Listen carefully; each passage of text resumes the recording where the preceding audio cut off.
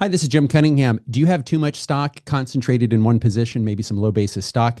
How do you diversify your stock holdings without having a huge tax bill? So if you bought NVIDIA 5 years ago, if you bought Apple 5 years ago, I don't know, 10 years ago, 20 years ago, a lot of our clients come into our office and they say, Jim, I've got this very large concentrated position of stock. Maybe I've been margining the stock to live off. You know, you hear that sometimes about how the billionaires, they borrow and then die and get an adjusted cost basis. Well, you know, how do they do it? This is one strategy where you can slowly walk yourself out of a heavily concentrated position of stock and minimize the tax bite. And why is this important in California? In California, you have capital gains tax of 20%, you have 3.8% net investment income tax, and up to 13.3% state income tax, which is 37.1%. That is a lot to pay in tax. And what we're going to do, Christina Lindsay Orta from Ascent Wealth Management and Chad Balcom from Russell Investments is going to walk you through how people can invest their wealth in a way that gives them the ability to liquidate concentrated positions of stock that have a very low basis, liquidate those and minimize tax. So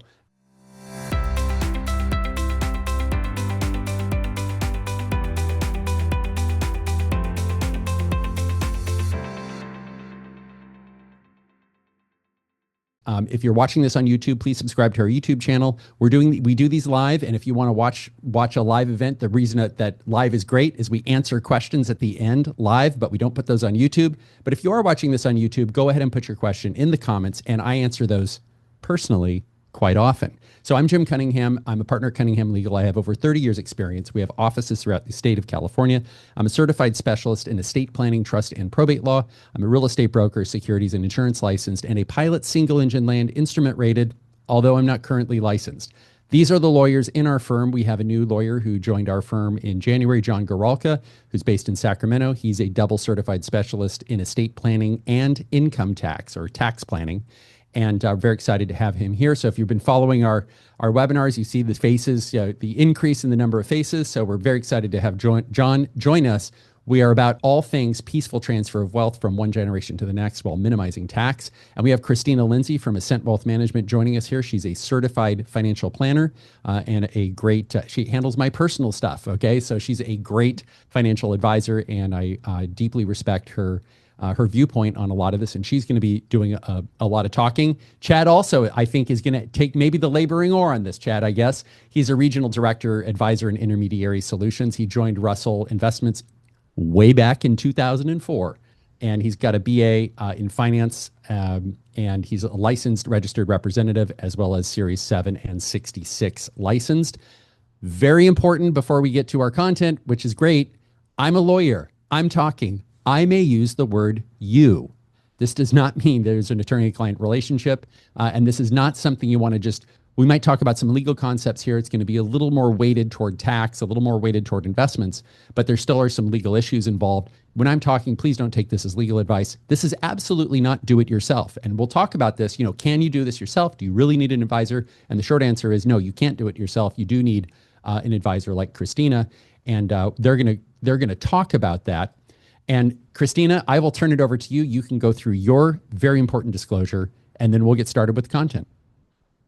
Thanks, Jim. So yeah, this is our disclosure. We are registered investment advisors with the SEC. Our RIA is Cooper McManus, and we also have a broker-dealer, Cambridge Investment Research. Every bit of advice that we give has to be done on an individualized basis, as we are fiduciaries. And so none of this is deemed individualized investment advice. And we want to make sure that this is educational, but this is informational only. Oh, I like the term edutainment. We need to entertain and educate. Edutainment. Edutainment, because this can be some pretty dry stuff. All right. I always use my wife as an example. If I start talking about this, she's like, oh my gosh, I barely understand what you're saying. Like, can you please just give it to me simply? So with that, we're going to take everyone's knowledge here is a 10. We're not going to take it to a 6. We're going to take it all the way down to a 1. So normal people, okay? Normal people can understand it. But I'll turn it over to you two. So, Chad, I'm going to let you kind of just talk a little bit about Russell, but really what we wanted to highlight is what is direct indexing and what kind of problems it solves and how it can be used. And that's certainly where I know we work together as well. Russell might handle the trading of the account. We're looking at this from a planning perspective of which client might be needing this solution and certainly recommending where it's appropriate to use. But go ahead and give us a background about Russell, and you're going to help walk us through what direct indexing is. Sure, absolutely. And Happy New Year, everybody. Delight to be here. Thank you, Jim. Thank you, Christina. Many of you may have not heard of Russell Investments directly before, but we are a firm that was founded actually as of this year, 90 years ago. So we are celebrating our 90th anniversary. But as it relates to direct indexing, I just want to highlight this is a relatively new concept. In fact, actually, it's only been available to the industry within about the last 10 to 15 years. So there's not a lot of firms that do this. But as far as Russell is concerned, we've actually been recognized as a dedicated tax managed leader within the industry. This is a specialized skill set that we bring forward. And although direct indexing has been around for about the last 10 years, we've been in the tax managed space formally since 1985 when we launched our first tax managed mutual fund. So if you look at the firm's evolution since 1985, just within this one product set, we have now become basically the one-stop shop for all things tax management, basically meaning that you have some firms currently that do direct indexing and they specialize in that. There are other mutual fund houses that focus on tax managed mutual funds. By the way, that does not include ETFs and index funds, just true tax managed mutual fund processes. But Russell Investments is the only mutual fund house in the industry that has both tax managed funds as well as direct indexing on the market. So we're relatively unique in that regard. Yeah, and I just want to kind of add for people who might really not understand what's going on here. I mean, you had a lot of acronyms in there, which is great. The way the world of investing works, one world works is Russell does essentially the heavy lifting and the technical side, and Christina, you're like the relationship manager. So it's almost like a wholesale retail. Mm-hmm. And can people go directly to Russell Investments? Can they pick up the phone and say, "Hey, Chad, I'm going to invest with you. I want to bypass Christina," or can they not do that? Great question, Jim. They actually cannot. We only work directly through financial advisors, so we do not currently have or will not have a direct window for investors to come to us directly. We basically really truly believe in the difference in roles that the asset manager provides. We want to stay focused on selecting the right managers and making sure that portfolios are built with the intent in mind. And of course, as a different focus, financial advisors really are incented to know who you are as a client to make sure that the investment solutions that they're bringing forward as part of your wealth family planning are done properly. So we do believe in those two distinct roles as separate entities. But the partnership in between is really something that we're proud of. And we have been in the retail space since, again, the early 80s. And by the way, I should mention as well, which I think is really important as far as direct indexing is concerned, when you watch the evening news and you see the Dow Jones and the S&P 500, every once in a while you'll see the Russell 2000 index, and that's an index that my firm created in the early 80s and is just a small representation of all the indices that we've created. I think at one point we had as many as 50,000 unique indices that we had created. So certainly we know the tax managed space was very well, but we also know indexing very well as in addition to that also. Okay, as far as who we serve, I really like highlighting some of the institutional clients that we have. And as a firm, we've been working with institutional clients over the last 5.5 decades. So Caterpillar, Duke Energy, Toyota Motor Corporation, Union Pacific, Sony, even in the past, we've worked with the Gates Foundation, Campbell Soup, J.C. Penney, a whole host of U.S. companies, endowments, foundations, and of course, those that exist abroad as well. And the thing that I think is so imperative to highlight with regards to this slide is that we did cut our teeth, if you will, in the institutional space.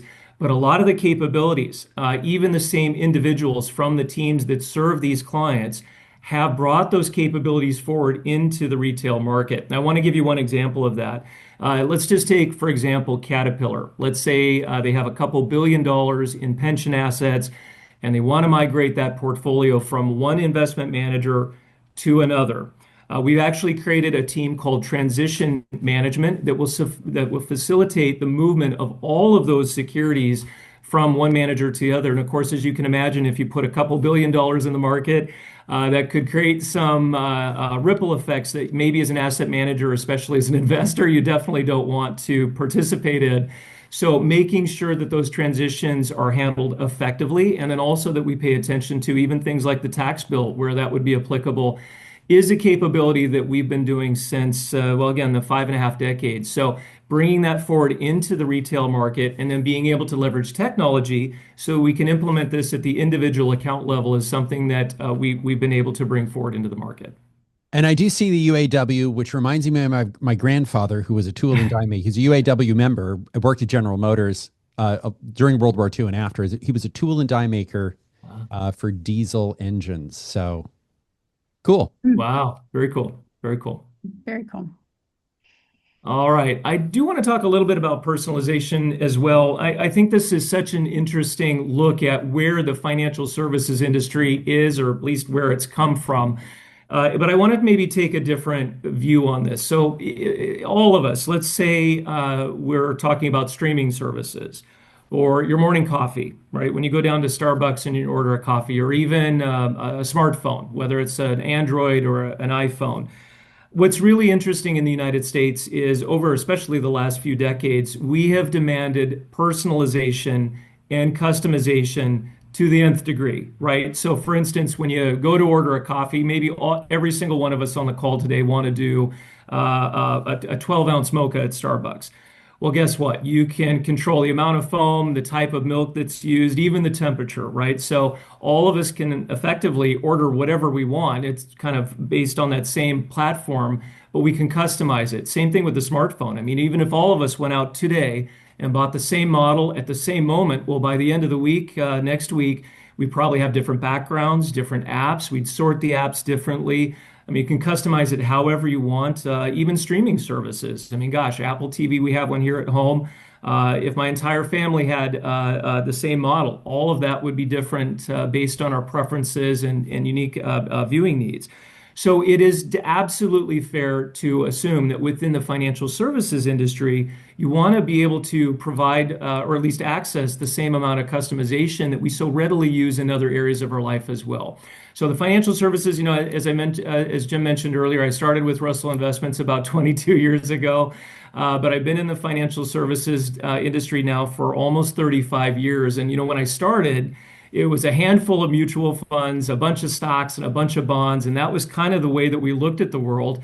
But today, I mean, gosh, a lot of folks don't realize there's roughly 12,000 to 14,000 mutual funds and ETFs alone. The number fluctuates up and down every year as products are launched and shuttered.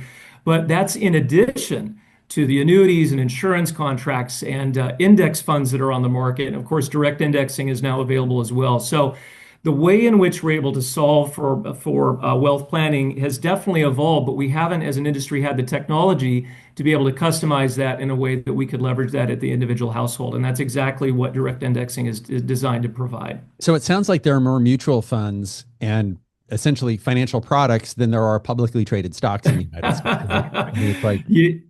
Absolutely. And Jim, that's a great point, because that's driven a lot of the trend around fee compression. When you have so many analysts looking at the same stocks, I mean, what value can you provide? So a lot in the industry have gone to ETFs, including Russell, by the way, Russell Investments, as well as index funds and other lower cost options, including now direct indexing, which rivals the cost of ETFs and index funds as well.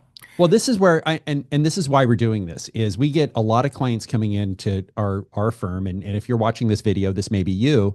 And it doesn't matter if you know, if there's $100,000 gain or $100 million gain. If there's a gain, you're looking at, gee, how do I diversify the stock that I have and minimize the tax? That's really what we're talking about here, right? We're talking about somebody that's a tummy factor. And Christina and I talk about this a lot with our clients. It's a tummy factor.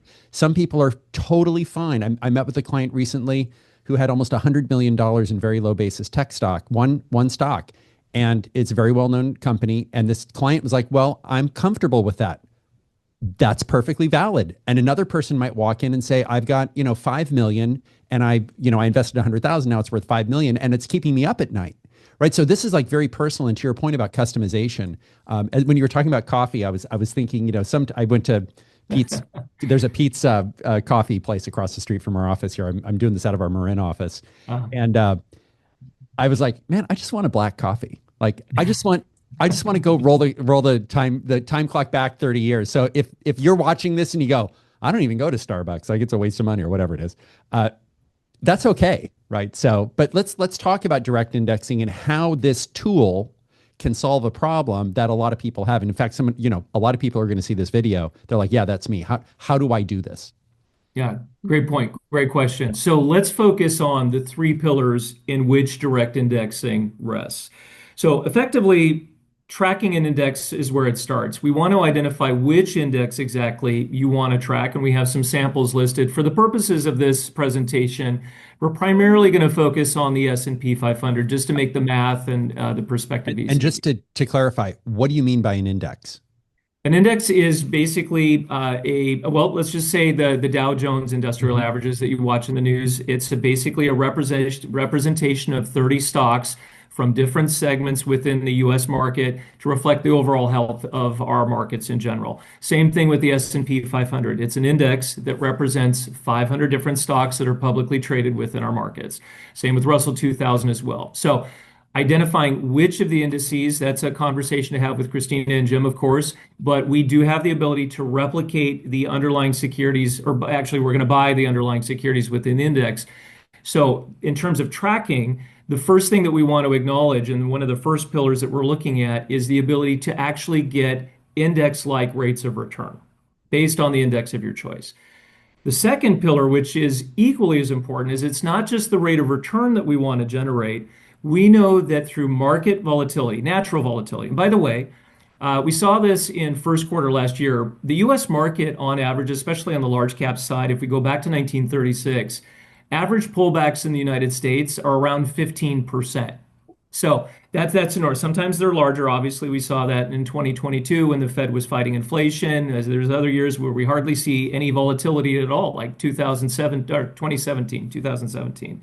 But on average, the U.S. market, as well as other markets, which we're going to highlight here in just a little bit, they do have some natural volatility. And within direct indexing, think of this from the IRS's point of view. When you sell a company or a stock at a loss, that is a tax asset from the IRS's point of view, and you can use that tax asset as an offset to gains elsewhere when you go to file your 1040. So again, we not only want to track the index, we want to take advantage of natural market and stock movements to create tax offsets that you can use to protect the rate of return after tax that you've worked so hard to generate. And then the third pillar, which I think Yeah, I'm sorry. I just want to, this is a very important, I don't want to interrupt your flow. I'm sorry, but this is very important. What you're talking about is essentially creating a law. When you have a loss, it can offset a gain. So what happens in the real world is people go, oh, gee, I sold my company, right? I sold my company for $10 million and it's a zero basis. I have $10 million in capital gain. Well, if you have $10 million in loss carry forward, right, from prior years' tax losses, you're not paying any tax. And this goes for state and federal. So I will say one of the hardest things for us to solve with Christina and I in when we advise clients on tax planning, one of the hardest taxes to solve for is California income tax. This is like pure gold. Okay. So it's very important. I know you're talking a lot of technical stuff, but if you're watching this video and you're like, I kind of understand what they're saying, but I kind of don't. This is when you go to sell a stock, whether it's this appreciated stock or maybe you're selling your business, the idea is you want to rack up as much loss as you can because you can only deduct $3,000 a year and then the loss is carried forward. So what this is largely a multi-year strategy to tee you up to slowly divest that securities portfolio or sell your business and not pay tax. So go on to your third thing. I'm sorry to upset your flow there. No. I appreciate it, Jim. And also, I would think of this as more of an advanced tax planning tool. So, Right. and we'll get into some of the mechanics of that in a little bit in terms of the value and what that looks like. And also, there's some information to highlight just simply the penalty as being an investor, what taxes actually cost you to give you some perspective there as well. So we're going to track the index. We're going to create tax offsets to help you keep the rate of return that you're generating after tax, or be able to apply that to the sale of a business, the sale of an investment property, or even capital gains that are generated from other investments that you might have in other accounts. But the third and equally important pillar is that you can personalize it. And again, that's not something that we've been able to do in the industry. I'm going to give some examples in terms of personalization in just a moment, but just think of let's say, for instance, you're a faith-based investor and you don't want cannabis or guns and ammo in your portfolio. With direct indexing, we can honor those individual preferences at the individual account level. And of course, we can turn those lights on and off anytime as your preferences change over time. Mm-hmm. And the other thing is that's really where we coordinate with Russell, and we'll kind of get into some case studies and some examples, but at the individual account or household client level, we'll say, how much exposure do we want to make sure we keep? How much gain of tax are we willing to stomach in a given year? What's our tax budget and what preferences do we have? Maybe we have, 80% of our portfolio in a tech stock, and we're okay with it keeping it at 50%, but we don't want to get to 50% in 1 year. We want to do this in 5 years with limits on how much gain per year. So there's ways to really personalize this. And then we're going to get into those case studies, but we just want to kind of finish highlighting what direct indexing is. And so, Jim, if you kind of go to the next couple slides, we'll really highlight again, what does it mean to direct index?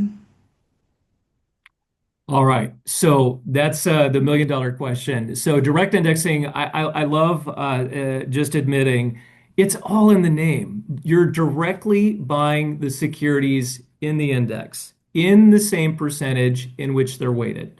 So let's take, again, I mentioned we're going to talk about the S&P 500 quite a bit just for hypothetical purposes for the purpose of this presentation.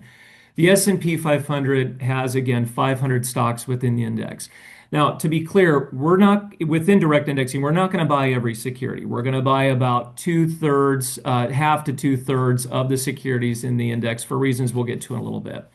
But what's interesting is, think of the size of some of the companies that we've been hearing about in the news, namely the Magnificent Seven or the Mag 7, as the news has been really highlighting. Interestingly enough, the top 7 tech names within our index equate to about 33% of the value of the S&P 500. So you don't need to buy all the stocks in the index to get the same rate of return. But we are going to weight a direct indexing account similar to how those securities are weighted in the index. So in other words, let's take, for instance, Amazon. Amazon is roughly 3 to 4% of the S&P 500. NVIDIA is going to be higher than that. Microsoft will be about 4%. Well, guess what? If you have $1 million or $10 million or $100 million going into direct indexing, we're going to take that same percentage of the company's weight and buy that stock in the same measure within your portfolio. And that's ultimately, quite simply, how we're able to get index-like returns. You're just simply buying the same securities within the index in the same amount that they're weighted. Over time, of course, we know that securities are going to shift around. Tesla went down a little bit, or let's say you've got a bad earnings report from a company that the market doesn't like, or there's an executive leadership change that the market does like, and vice versa. Every month, we're going to run the list of securities within the index, and then every month, we're also going to pull up the securities within your account and make some adjustments along the way to make sure that you're in full alignment with how they're weighted within the index. Now, there is some... because that's what the index does. The S&P 500, they reweight monthly. Correct. So this is really important. And I also want you to answer the question, because if I was watching this video, I'd be like, I kind of understand what you're saying, but can't I just buy an ETF and it's the same thing?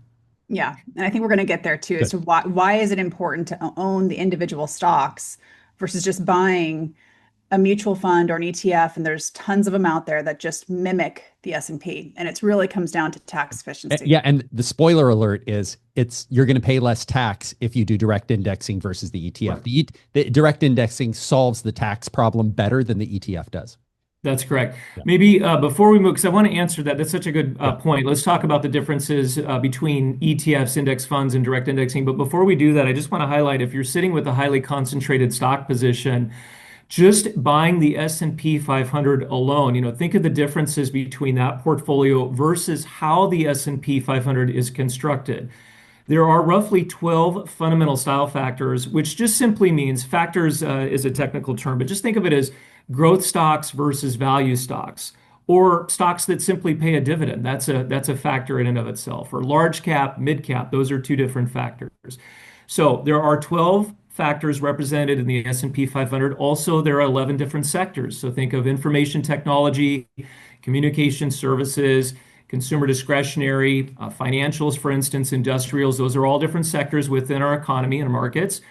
Those represent 68 unique and separate industries. And then, of course, as many of you know, many companies are global. We've gone through a lot of globalization, and they have revenue that's derived from other markets, which means that within the S&P 500, you're getting access to technically 9 regions across the globe. So these are US-based companies, but they do business elsewhere, which means you've got a lot of diversification within just this one index alone. But let's look at the differences between why not choose an ETF and index fund over direct indexing.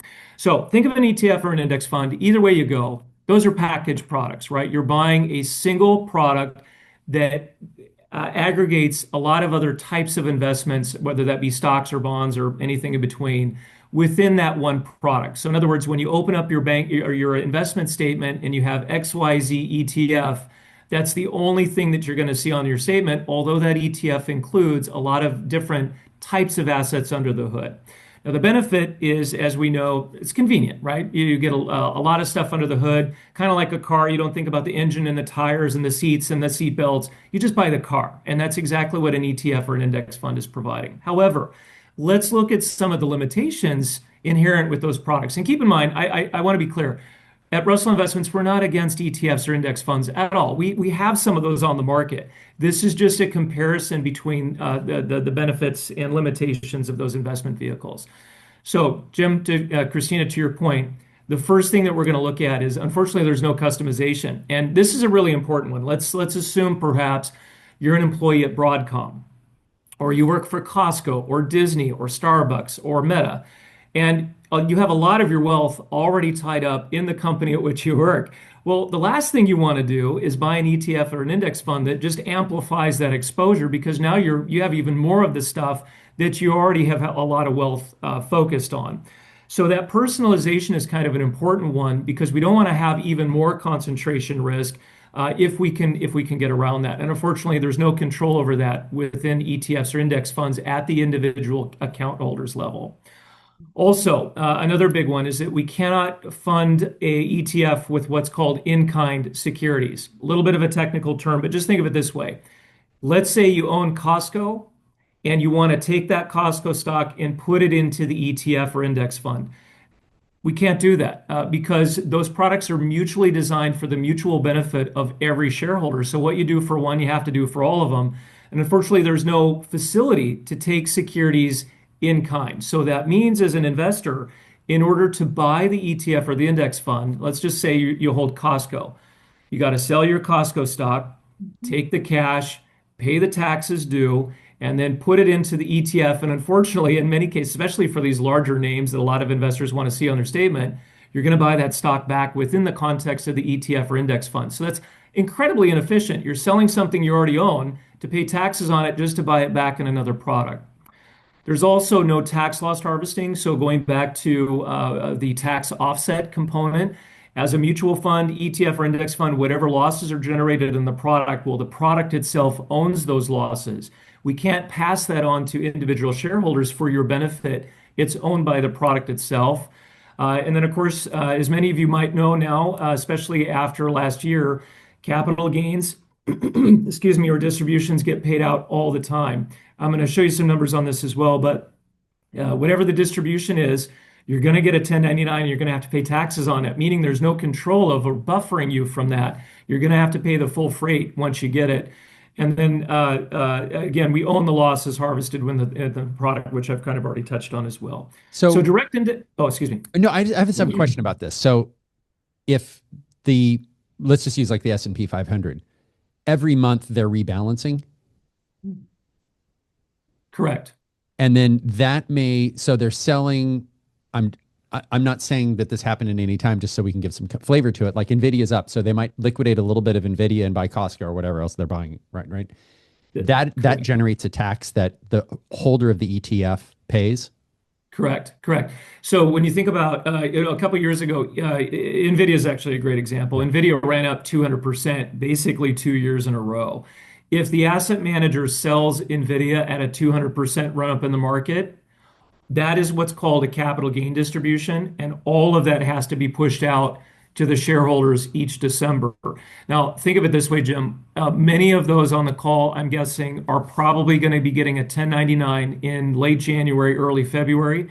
The 1099, as I'll show you in a couple of slides, does have a tax cost. Now, if you're like my mom and dad, it's important tax information on the envelope in red lettering, and they just hand it to their CPA and don't even look at it. Yeah. But that document is fundamental to understand in terms of the amount of taxes that you pay. And a lot of that stems from just selling good companies at a higher price later down the road.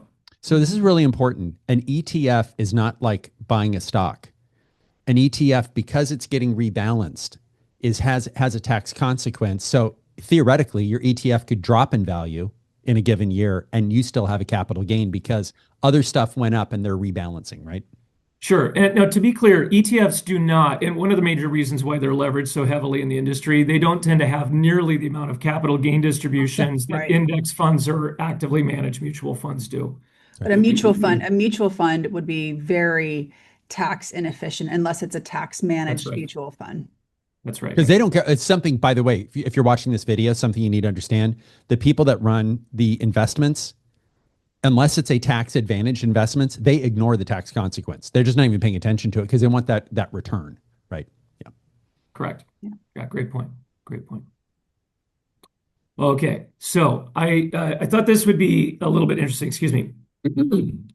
Just from the standpoint that when we talk about market rates of return and investment losses, or what I call tax assets, I always get some kind of eyebrows raised on that topic. So I thought this would be kind of a unique way to look at how markets perform, but what contributes to market performance in the first place. So let's continue on with our study of the S&P 500, and let's look at the information on the left-hand side. This is looking at the last 5 years of performance with regards to that particular index, and I just want to look at 2024. So 2024, you can see the rate of return that year for the S&P 500 was 25%. 2502 is the formal number, but we'll just say 25%. But remember, an index rate of return represents both the winners and the losers. So if we kind of dice this out a little bit, in 2024, interestingly enough, there was out of the 500 stocks in the S&P 500, 127 of them had a positive month every month through the course of that year. So they just never had a negative month. They just performed really well, and it was 127 in that group. But interestingly enough, we look at the other side of the equation, there was 372 stocks that had at least one negative month throughout the course of 2024. And all we're doing in direct indexing is selling that security at a loss, buying another security in the index, and that harvested loss is how we derive the tax offset that you can use to offset capital gains, sale of a business, or the sale of an investment property. Let's even look at a different year altogether. So I was kind of looking at this earlier. The best instance of performance across all the data that's on this slide is actually still in the S&P 500 on the left. In 2021, that year the market was up almost 30%. So get this, 30%, yet 73% of the stocks in the index still were negative at one point throughout the course of the year. So we just want to leverage that value because it has a significant economic impact to investors as a result. And this is really where we're going to get into the personalization, because a lot of times clients will say, I want S&P 500 returns, but they don't want the risk, or they also might not understand they can own better quality within that without having to necessarily track the index directly. 2025, obviously not up here yet, but we had April, which had significant double-digit pullbacks. Yeah. Creates tax harvesting opportunities, but some people aren't willing to stomach that pullback in the market. And so when we get into the personalization, we can turn the dials up and down depending on the personalization of the client. So I'll let you keep going into kind of some of the benefits here of being customized, which I think the next slide really talks to the customization. Yeah, great point. And I just want to highlight as we're transitioning to the next slide, volatility is in every market, in every index. There's always a company that has a bad earnings report or some news announcement that the market just simply doesn't like. So it's not just the U.S. market or large cap companies; it's everywhere. And as we've recognized at Russell since 1985, there's value to that as an investor to help you keep the rate of return on an after-tax basis. But let's talk about some of the top benefits that a lot of investors recognize are helpful as it relates to direct indexing. The first is efficiently personalized tax management. So, just as a couple of examples here, let's say you're owning a mutual fund, and that mutual fund distributes a capital gain distribution. Number one, as we have established, you don't have any control over the size of the distribution, or even if you even if you don't want it, you're going to get it anyway. So one of the things that we want to leverage is, let's say you maintain that mutual fund position. It's done well for you. You don't want to sell out of it. You just want to limit the tax liability associated with those distributions, which, by the way, happen every year. And they happen every year whether the market is positive or negative, by the way. You're still going to get a cap gain distribution on mutual funds. So within direct indexing, with this account operating in addition, again, we're going to ignore the market rate of return for a moment. Just look at the capital loss side, or the offsets. What we mean by offset is that you can take the losses in the direct indexing account and apply them against the capital gain distributions in the mutual fund based on your individual tax rates. And that therefore, limits the tax liability. And also, Jim, you brought this up as well earlier. Let's say you're going to sell a business in 5 years and you want some advanced tax planning capability. Well, direct indexing can help you with that as well, specific to your situation and tax rates. So being able to personalize that in ways that we just haven't simply been able to do before, where we just kind of have to accept whatever we get, is definitely a game changer for many investors. I guess as you're talking, I'm imagining like what this means from a concrete standpoint, like in real life. Imagine you have like a little printer on your kitchen table, and it prints out a coupon every month that pays that reduces your tax bill. It's a little printer that just goes, every month you're getting a little coupon, and you save those coupons. And then when you pay your taxes, when you file your tax return the following year, you can collect those coupons. And what that does is that saves you taxes. No different than taking a coupon to the store, right? And clipping those coupons and getting the value there. So while you're talking about coupons, Jim, you're kind of bringing back, clipping the coupons on the bonds if you're a bondholder. Same thing. But on the other side too, with dividends, when you own the actual stocks of an index versus owning a mutual fund or an ETF that mimics the index, you actually get to own those dividends as well. Right. So you get a little bit better tax. I think I heard the number, and Chad, you can probably better correct it, but it's somewhere in the neighborhood of like 2.5% excess return per year by owning the actual stocks versus a mutual fund or an ETF, because you actually get the dividend to compound reinvest that growth. Yeah, great point. Great point. And I even go as further to mention, so Jim, going back to your coupon comment, you don't have to use the offsets in the same year. You can if you need them and you want to, but you own them indefinitely, which again is how we're able to help with some advanced tax planning. So let me give you a couple of other examples. We've covered diversifying a concentrated stock position. Let's say you own Costco or Disney and you want to diversify around that. Within direct indexing, you can limit exposure to that position, restricting individual securities or excluding industries or sectors. Let's say you already work for a tech company and you just simply don't want any more, whether that's company specific or industry specific. We can restrict that and lift that restriction later on down the road.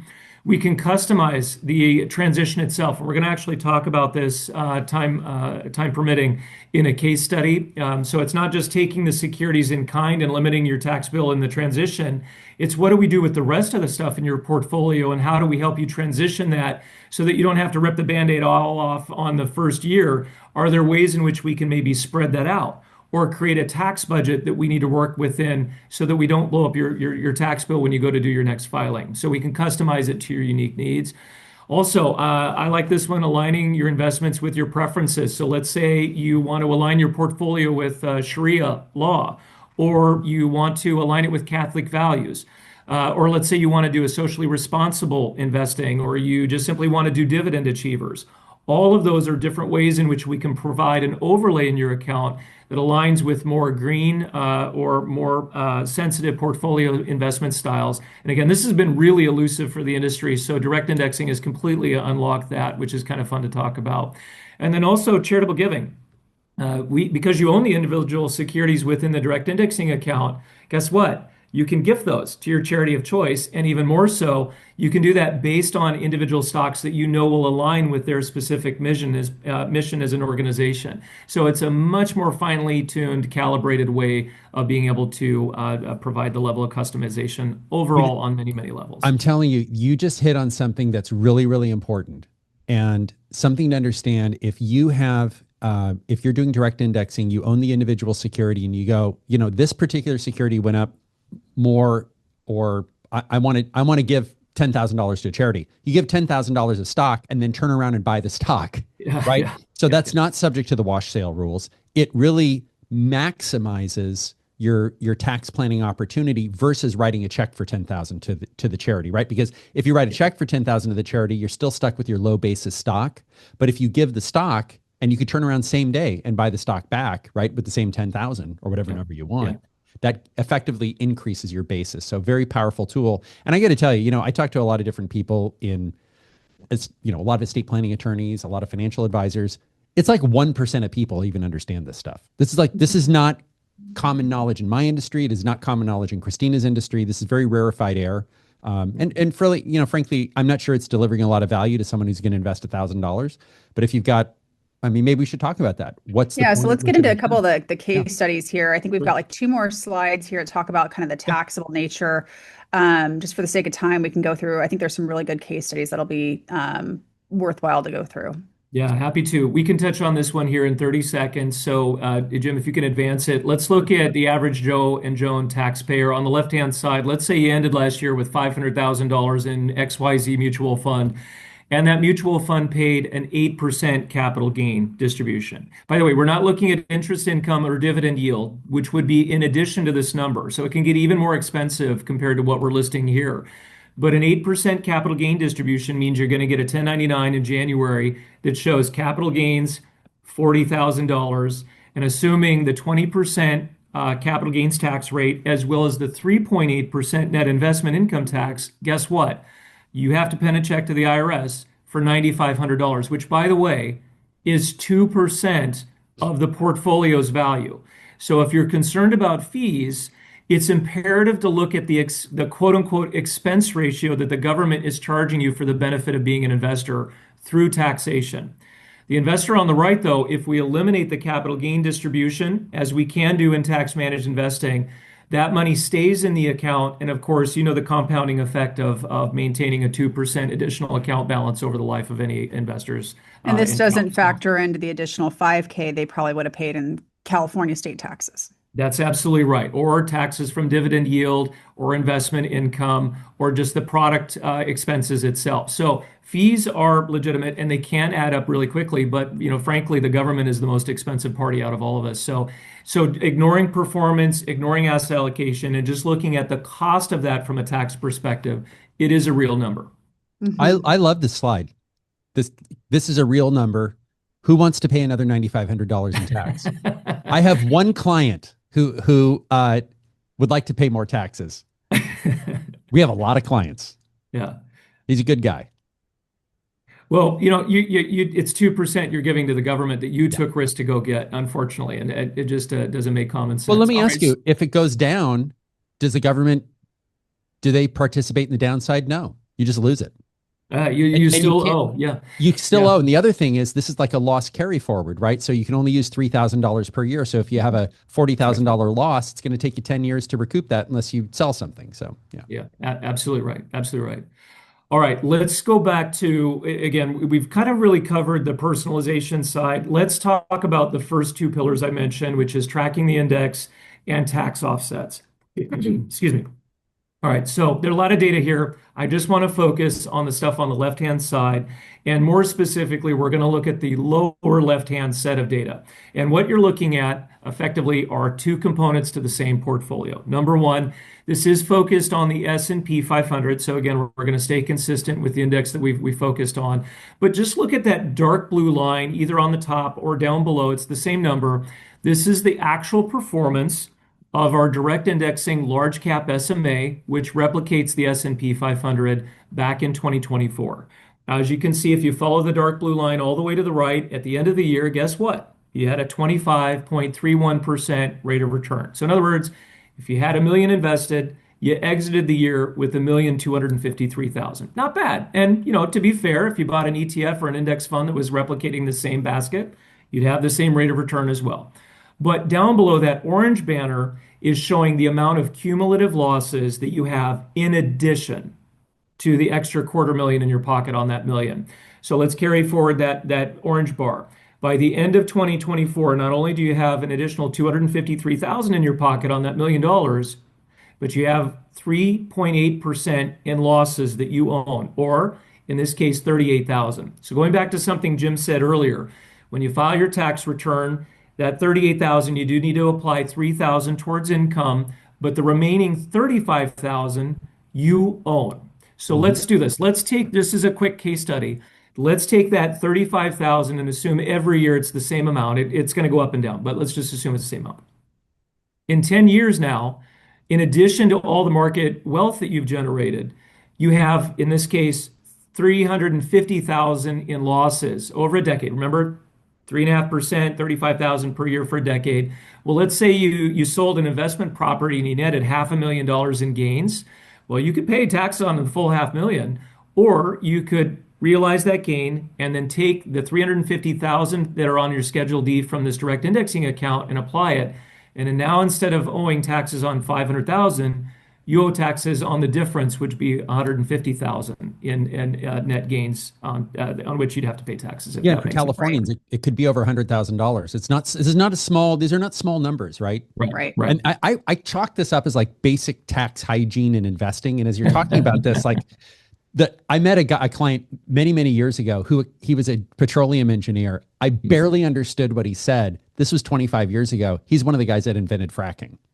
And but setting aside whether you think it's good or not, my point is it's a lot of technology, and this seems to me like a new way to invest, kind of for the everyday people, in a way that over time creates two things: one, a tax benefit. Secondly, if you're laying awake at night going, I have all these RSUs, and I'm at some a tech company that's a big chunk of the S&P 500. I feel like I'm overweighted. You can have a customized, essentially S&P 500 ETF. We'll just give it a name, right? But it's not an ETF, but yet customized where it just pulls that stock out that you're over concentrated in. So great, that's fantastic. Yeah. So we'll go through just a couple quick case studies so we can get to some Q&A too. But the only other thing I'll notate from that one slide, which is fees, and the SEC always requires us to disclose what the maximum possible fee that could possibly be charged is. So fees are always going to be done on an individualized basis, but that just wanted to highlight that for a second. Where is the maximum fee on the slide? It's usually a 3% differential between gross and net. So that's a requirement. It's that light blue line. FINRA requires this. I highly doubt anybody's going to charge 3%, but it is a regulatory requirement that we include that. That's correct. Thanks for pointing that out, Christina. I'm monitoring the questions. That's the thread of a lot of the questions. Well, how much is this? And by the way, if you asked how much, I never get offended by people asking how much, because if I don't understand something, if someone goes, "Oh, this is a whiz bang, you really need it," what's the first question? Well, how much does it cost? How much is it? And a lot of this is going to be individualized because, again, it depends on how much cash, what the account size is, how much concentrated stock. So that was where I wanted to point that out, as fees are always going to be on an individualized basis, but the maximum fee is what's disclosed there. And again, kind of going back to Chad's comment, is government taxes are a fee that we have to take into consideration as the tax efficiency as well.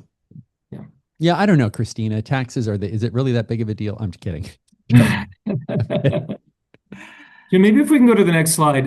This case study and the next one are actually fairly similar, so we can compress this into two. So let's say, for instance, you work for your company, maybe, and we've done this with Disney executives, we've done this Same. with Mhm. Meta and Google, where you work for a company, you have a lot of restricted stock units that you now own, and guess what? You probably have a zero cost basis, but to do anything with it, you got to sell it. And unfortunately, restricted stock units are taxed as ordinary income. So many people just never do anything with it, which, unfortunately, it's really hard to find the off ramp so that you can maximize the value that you've helped contribute to achieve in the first place. So one of the benefits to direct indexing, again, as I mentioned, is we can take securities in kind. Now, we are assuming that you're vested. So I'm sure many companies have various vesting schedules, and we want to make sure that we're talking about the vested portion of those securities. But one of the first questions that we look at in onboarding a client is based on what you currently own, what can we take in kind? So that saves significantly in your tax bill because if you're not liquidating those RSUs and having to pay tax as ordinary income, and we're taking those as they are based on your tax rates, we're just going to continue the management. But the second piece of that is what do we do with the remaining shares that we can't take in kind so we can diversify that concentration risk and own some of the other stuff in the index that you're choosing as well. And that's where it gets kind of fun. We do provide multiple paths from which you can choose. I like to think of this as like so I drive a 99 Jeep Wrangler. It's a 5-speed, right? And every gear goes a different speed. It's the same thing with direct indexing if you think about it in terms of the transition. If you want to pop it in fifth gear and get it all done at one time and go as quickly as possible, some investors want to do that and we can accommodate that. But for other investors, maybe you want to slow that down and spread that tax liability over 3 years or 5 years. Or maybe you want to assign a tax budget or a capital gains budget, which means you're telling Russell Investments, I just simply want you to stay within this dollar amount so that I can have more consistency with my CPA when I go to file my tax return. Every we can accommodate that. And keep in mind, you can change your mind as well. So we have to complete the current tax year. But in subsequent years, let's say you're transitioning RSUs into the account, you like it, but you want to take it slow, and so you choose a 5-year transition path. And then after the first year, you're like, okay, I get it now. Let's speed this up and do it in 2 years. You can change your mind in subsequent tax years, so you can speed it up or slow it down as your needs or tax liabilities change over time as well. Yep. And I think some people kind of ask sometimes the question, which I think this next slide highlights too, is just what's the risk of having a concentrated stock? And I'll never ever forget the client that was literally back at Edward Jones, back in my training days, back in 2004. And the client that was maybe within 6 months of retiring from Enron. And she had 90% of her retirement in Enron stock erased. And she just begged me to never forget to share that story because you've got one major company, an accounting error away, one accounting error that could be a major accounting error away from possible collapse. And then you've also got same thing at Boeing. I've got clients that had tons of Boeing, and Boeing can do nothing but ever go up, and we've all seen how that's played out. So I think that there is significant risk, even if we have good companies and good names, there's still risk inherent in having too much concentrated position. Couldn't have said it better myself, Christina. And what a great lead into this slide. I recognize, especially over the last 5 years, let's face it, there are some companies that have created phenomenal wealth. And of course, with that, a lot of investors have concentrated their portfolios to capture more juice for the squeeze. But Christina's bringing up such an important point. For every thing that goes up is it's got to come down. There are some risks involved with concentrating the portfolio, and I like this slide. We're not going to go through all of it. Let's just focus on the right-hand side for 2024. What's really interesting, again, you got a 24 to 25% rate of return on the S&P 500 that year. This is actually referencing, by the way, the Russell 3000 index. So it's a list of 3,000 stocks within the U.S. market. It's a broader subset. Now, what we're trying to point out here is although the Russell 3000 was up 24%, guess what? 44% of the stocks in that index, out of 3,000 companies, 44% were negative. by the end of that year. So if you happen to be holding one of those stocks in that 44%, you're looking at the market up 24%, but yet you're losing value within that company. The other way of looking at it is that 70% in that same year, 70% of the stocks didn't even outperform the index that year. So there's a lot of risk, not only on the downside, but just missing the broader market opportunity as well. And unfortunately, that same trend continues in every index every year, as you can see, at least in the data referenced on this slide. Mm-hmm. And I think we only have like two more case studies that just kind of shows where a use case for this is. We have a lot of great questions. I got to tell you, you guys are going to want to stick around who are on here. I'm reading the questions. These are great questions. And that's another reason to actually do this live. Go to our website, Cunningham Legal, and register for a webinar. We got them listed on our website. But great questions. I'm really excited to hear how you guys answer these. Mm-hmm. Okay, I love this case study. I'm actually going to put it within the framework of my own family. Let's say my mom works for a company. She's going to retire in 5 years. Again, she has RSUs that she's going to have to offload. My dad owns a distribution company. He wants to sell that in 5 years to coincide with my mom's retirement. And then let's say they have a vacation property at Mount Hood. They love to ski, and but they want to get rid of that and travel the United States at the end of that 5 years.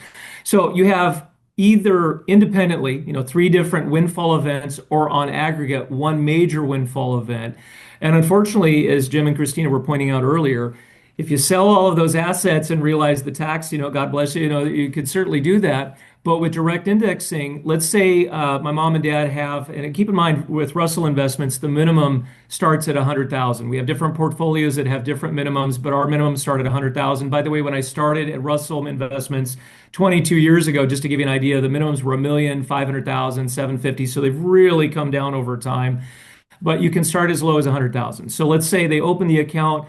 We've got 5 years to not only get market appreciation, but harvest losses. Again, those losses can be used to offset any one or all three of these instances combined. Yep. I mean, this is really great because I guess this highlights, I think people view tax planning as an event. Like, okay, I'm going to sit down in, February with my CPA and do some tax planning for the prior year. It doesn't work that way.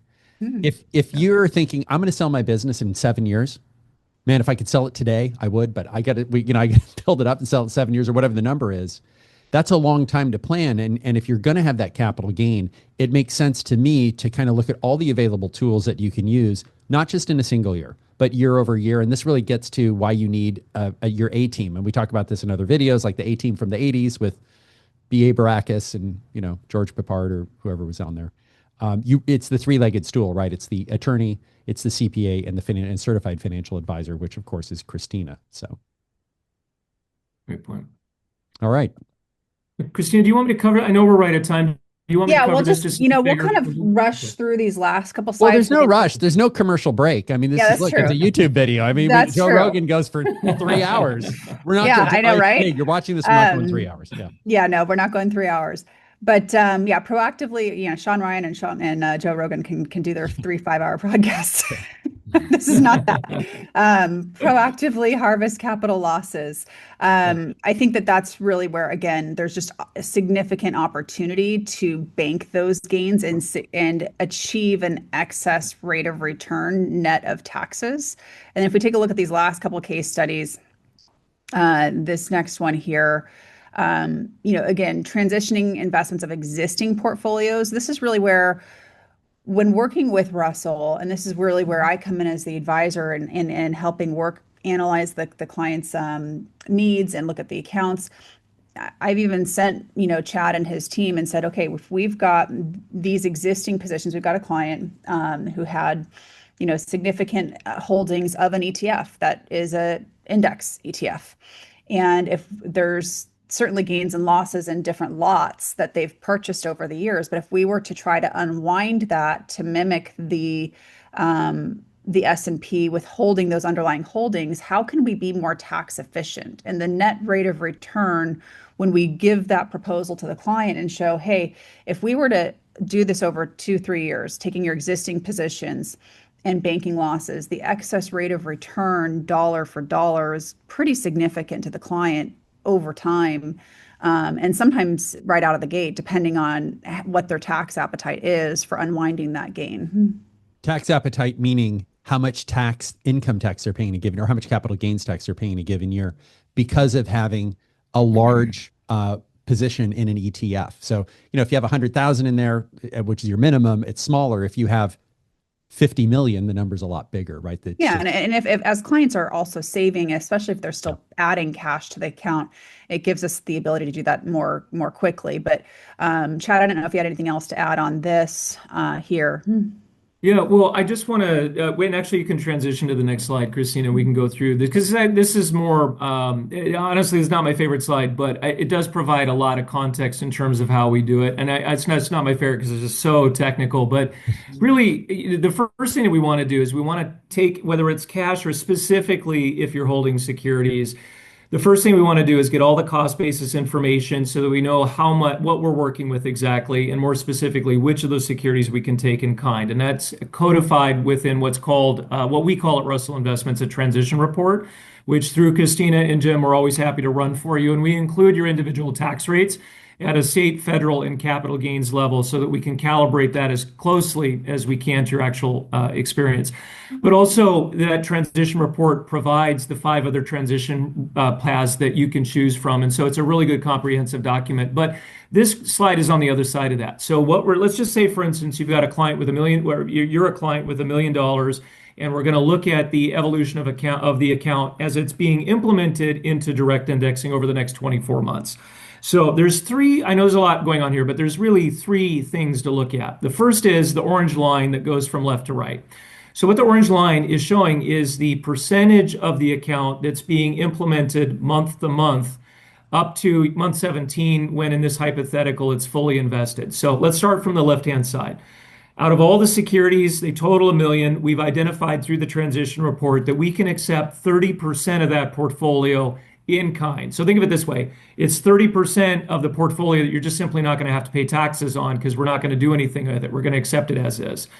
But the remaining 70%, that's where we need to figure out what the game plan. And in this hypothetical, the client identified they just simply did not want a net tax bill by the end of the year. So that leads us to the second visual, which are the light and the dark blue lines up above that line that reads from left to right. What you're looking at is month to month. We're going to harvest, again, this is through natural market volatility. We're going to harvest as much as we can in tax offsets, which is the light blue line. And then the dark blue line is how much in gains we're going to realize from the transition of the securities in the portfolio that we can't accept. So all this is doing is basically using losses to offset gains. So by the end of the year, there's no tax bill to make the transition. It takes us, in this case, 17 months to transition it, but you can see the bar on the right-hand side that says transition completed. Now the client is fully transitioned into the solution. They're 100% invested. And from this point forward, month to month, as we reposition the portfolio to match the index, that's where the losses come into play that are banked. They flow to your Schedule D and you own them. And you can use them in the current year, as I mentioned, or you can use them later on down the road because you own them indefinitely. What size of portfolio is this to come up with the $35,000 loss after 24 months? Yeah, this I believe is just based on a $1 million portfolio, Jim. Right.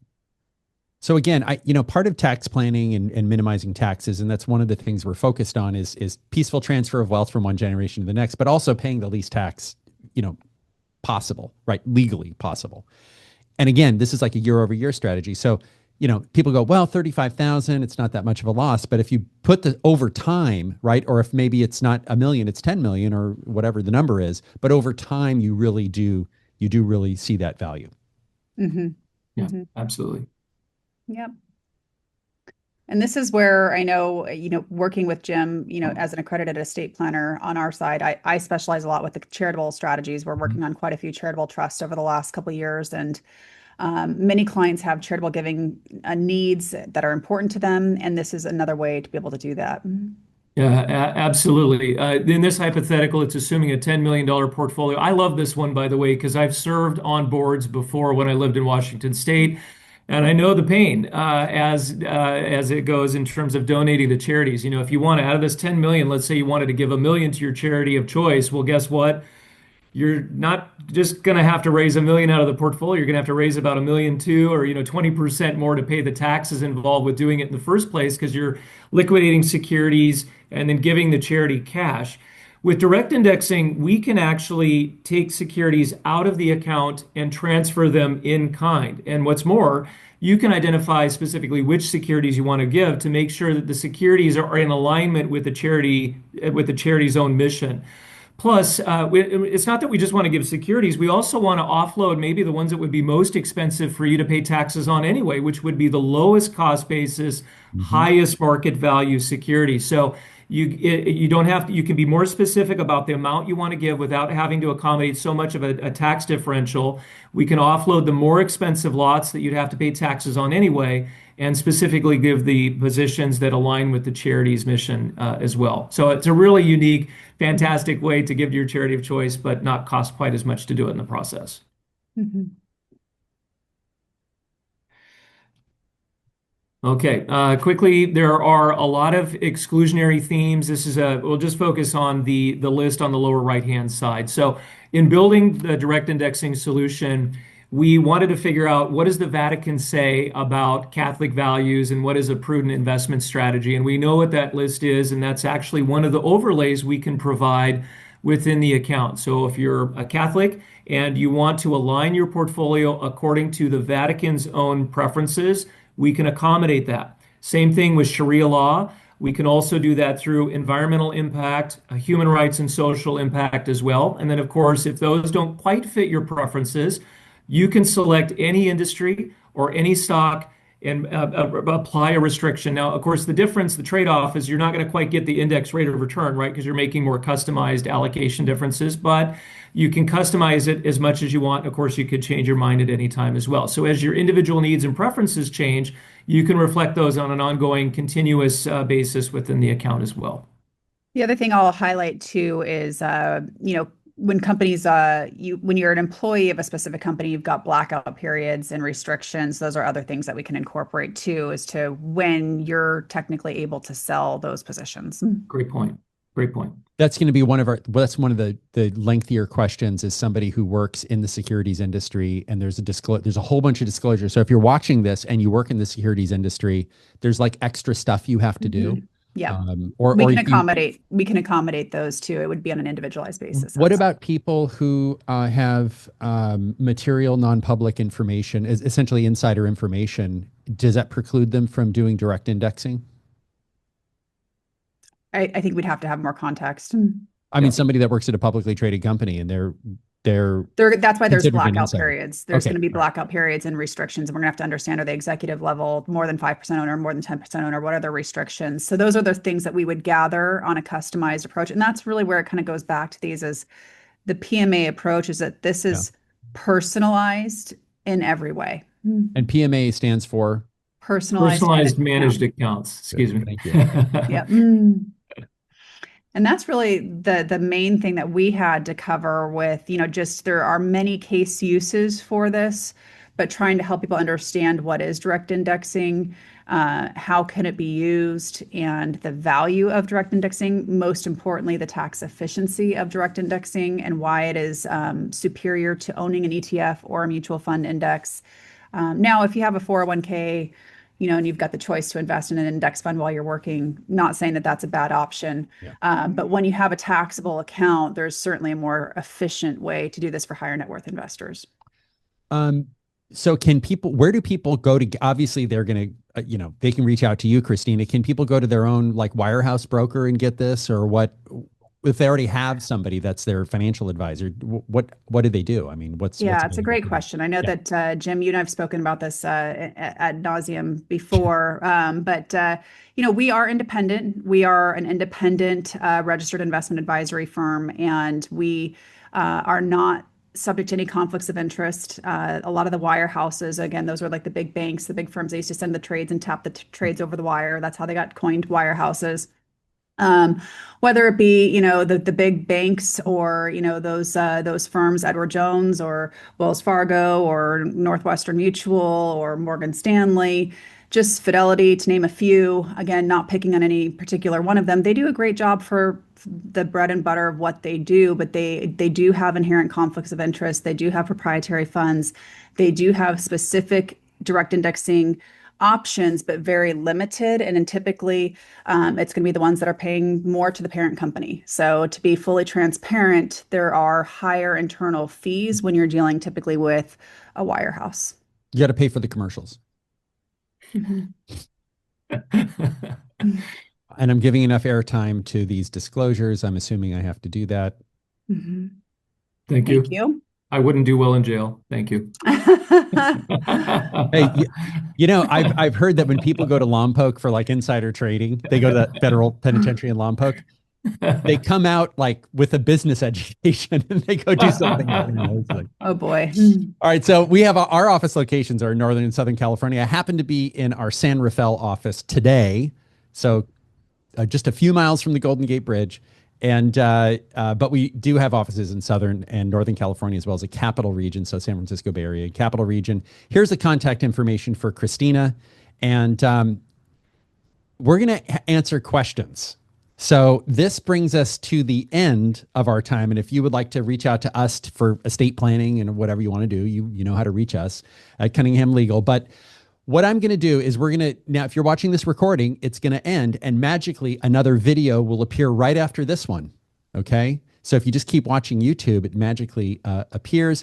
But what we're going to do now is answer questions. So if you have a question, if you've made it to the bitter end of the video on YouTube, go ahead and put it in the comments section. You can put your question there. We'll go ahead and do our best to answer that as best we can. Obviously without giving legal advice or financial advice, but just general and broadly speaking, answering the question.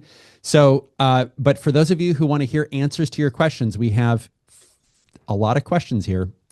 We're going to be getting to those. I want to thank you for joining us here today, Christina and Chad. It's been a real pleasure, real education for me, honestly, taking a deep dive into direct indexing. And I think this is going to help a lot of people. So thanks for joining us.